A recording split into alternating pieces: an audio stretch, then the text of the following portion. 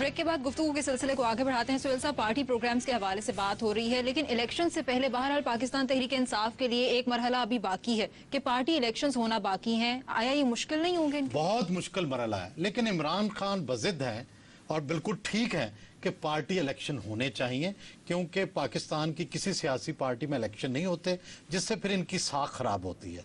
लेकिन माजी में दो जमातों ने ये कोशिश की, पीपल्स पार्टी ने कोशिश की, तहरीक इस्तिकलाल ने कोशिश की, सर पटोल हुई, लड़ाइयाँ हुए, झगड़े हुए, जगह जगह मुकदमे बने। तहरीक इस्तिकलाल तो इन्हीं इलेक्शंस के नतीजे में बेचारी फारग हो गई। अब तहरीक इंसाफ के कुछ बही खा ये मशवरा दे रहे हैं कि आप बस ठंडे ठार इलेक्शन करवाएं, 1, 2, 3, 4 नंबर पर आने वाले लोगों को सबको अकोमोडेट कर लें। जिस तरह मुस्लिम लीग नून ने भी इसी तरह किया कि खुफिया वोटिंग करा के 1, 2, 3, 4 एक को सदर, एक को नायब सदर, एक को जनरल सेक्रेटरी बना दिया।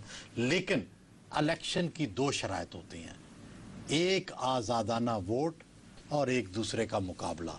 जिस इलेक्शन में ये दो चीजें ना हो वो इलेक्शन नहीं होता। तो इस पार्टी इलेक्शन की फिर साख क्या रहेगी? मेरा ख्याल है कि साख बनानी पड़ेगी, उन्हें आज़ादाना इलेक्शन करवाना पड़ेगा। बरतानिया में जो लेबर पार्टी का पिछला इलेक्शन हुआ उसमें दो भाई सदारत के मद्दे मुकाबल थे, डेविड मिलीबैंड एंड एड मिलीबैंड, और दोनों ने भरपूर इलेक्शन लड़ा और लोगों को तवक्को थी कि डेविड मिलीबैंड वजीर रहे हैं, बड़े नामवर लीडर थे, वो जीत जाएंगे। लेकिन उनके भाई जीत गए, क्योंकि जो उसके साथ एसोसिएटेड यूनियंस थी, लेबर यूनियंस, उन्होंने उसको वोट दिए। तो ये होता है इलेक्शन, इसी तरह का इलेक्शन चाहिए। सुहेल साहब, पाकिस्तान तहरीक इंसाफ के हवाले से एक बड़ा तजस्सुस ये भी पाया जाता है कि लाहौर में इनकी तरफ से इलेक्शन कौन लड़ेगा? नहीं, मेरा ख्याल है कि इससे बड़ा मसले पैदा हो जाएंगे। लोग एक दूसरे के मुखालिफ होते हैं, उनकी उम्मीदें तोड़ जाती हैं। मेरा ख्याल है नामों पर ना जाएं हम। कुछ नाम बता दें। देखिए, फिर मसले होंगे, लेकिन बहरहाल चलो, लोगों के तजस्सुस की खातिर ये कोई फाइनल नाम नहीं है, और ये सिर्फ जो हमने एक्टिविटी देखी है उस हवाले से बात कर रहे हैं। मसलन जो NA 121 है, जिसमें हमाद अजहर साहब, जो मियाँ अजहर साहब के बेटे हैं, वो बड़े एक्टिव हैं, हामिद खान साहब बड़े एक्टिव हैं, और इसी तरह जो सरदार या सादिक का हल्का है NA 122, उसमें इमरान खान साहब का नाम लिया जा रहा है। परवेज़ मलिक साहब का जो जहाँ से जीते हैं 123, वो हामिद मिराज और आतिफ चौधरी दोनों के नाम लिए जा रहे हैं।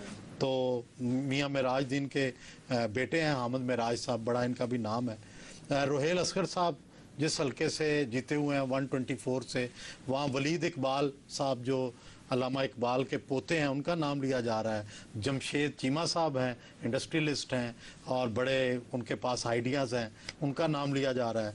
ख्वाजा साद रफ़ीक साहब जहाँ से जीते हुए हैं 125, वहाँ तो 3 नाम आ रहे हैं। इब्रारुल हक का नाम भी आ रहा है। उमर सरफराज चीमा जो बड़े PTI में पुराने वर्कर हैं, उनका नाम आ रहा है। और फिर एहसन रशीद साहब, वो भी बड़े नामवर रहनुमा हैं, उनका भी नाम आ रहा है। फिर NA 126 उमर सुहेल ज़िया भट्ट जहाँ से जीते थे, वहाँ मियाँ महमूद रशीद का नाम भी है, और पुराने जो उनके कैंडिडेट रहे हैं उनके भी नाम आ रहे हैं। अब NA 128 जहाँ से अफजल खोखर जीते हैं, वहाँ भी बड़ा तहरीक इंसाफ का जोश व खरोच है। लेकिन वहाँ जो पहले पीपल्स पार्टी में होते थे करामत खोखर, वो इस दफ़ा PTI में चले गए हैं, वो उम्मीदवार हो सकता हूँ।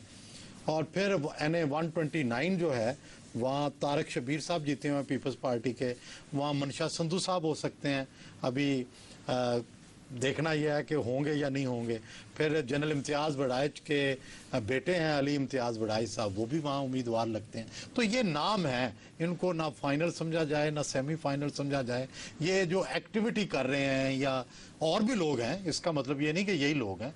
फैसला तो तहरीक इंसाफ ने करना है, तो सिर्फ ये एक तजस्सुस की खातिर, आपके तजस्सुस की खातिर ये नाम। ठीक, सुहेल साहब, नाम तो आपने बता दिए, कुछ और बात करते हैं। तीनों बड़ी सियासी जमातों की लीडरशिप से आपकी भी इस हवाले से बातचीत होती रहती है। हमें ये बताइएगा कि इन जमातों की जो लीडरशिप है वो खुद कैसे इलेक्शन के जो नतायज हैं उनको क्या प्रिडिक्ट कर रही है, क्या अंदाज है? देखिए जी, जरदारी साहब या उनका कैंप जो है, हुकूमती कैंप जो है, वो तो ये समझता है कि नून और जो तहरीक इंसाफ की लड़ाई है, इसमें उन्हें फ़ायदा होगा। मैं तो इस असेसमेंट से इत्तफाक नहीं करता।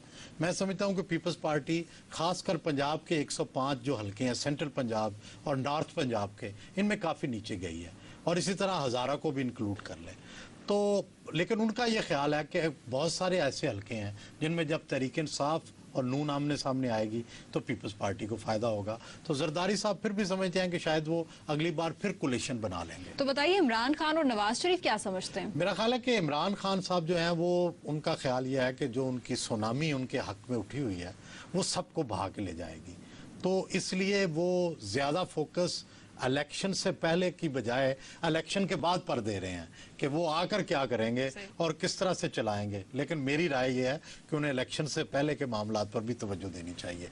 और बाकी रह गए नवाज शरीफ साहब कोई रिस्क लेने की पोजीशन में नहीं है। उसकी वजह यह है कि इस रिस्क का मतलब ये होगा कि अगले 5 साल मजीद गुजारना, और फिर पॉलिटिक्स में उनके पास इतना वक्त नहीं होगा। बिल्कुल सही बात है। और सबसे अच्छी तैयारी किसकी है ये भी हम आपसे जानेंगे, लेकिन फिलहाल वक्त हुआ है एक ब्रेक का।